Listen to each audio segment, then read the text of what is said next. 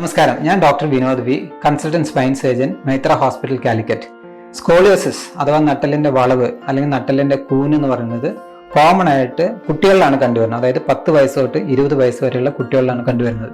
അത് നേരത്തെ നമുക്ക് കണ്ടുപിടിക്കുകയും അതിനെപ്പറ്റിയുള്ള കറക്റ്റായുള്ള ട്രീറ്റ്മെന്റ് എടുക്കുകയും ചെയ്തു കഴിഞ്ഞാൽ ഈ അസുഖം മൂർധന്യാവസ്ഥയിൽ അല്ലെങ്കിൽ ഗുരുതരമായ സ്റ്റേജിലേക്ക് പോകുന്നത് നമുക്ക് പ്രിവെന്റ് ചെയ്യാം അല്ലെങ്കിൽ നമുക്ക് കൺട്രോൾ ചെയ്യാം. അപ്പോൾ നിങ്ങളുടെ കുടുംബത്തിലോ അല്ലെങ്കിൽ സ്കൂളിലോ ഏതെങ്കിലും കുട്ടികൾ ഇതേമാതിരി സ്കോളിയോസിസ് നിങ്ങൾക്ക് സംശയമുണ്ട്, ഈ കുട്ടിക്ക് സ്കോളിയോസിസ് ഉണ്ട്, അങ്ങനെയുള്ള കുട്ടികളുണ്ടെങ്കിൽ നിങ്ങൾ ഈ ഫ്രീ മെഗാ ക്യാമ്പിൽ പങ്കെടുക്കുക. നമ്മൾ ആ അസുഖത്തിനെ പറ്റിയുള്ള ഫുൾ ഡീറ്റെയിൽസ് തരുന്നതായിരിക്കും.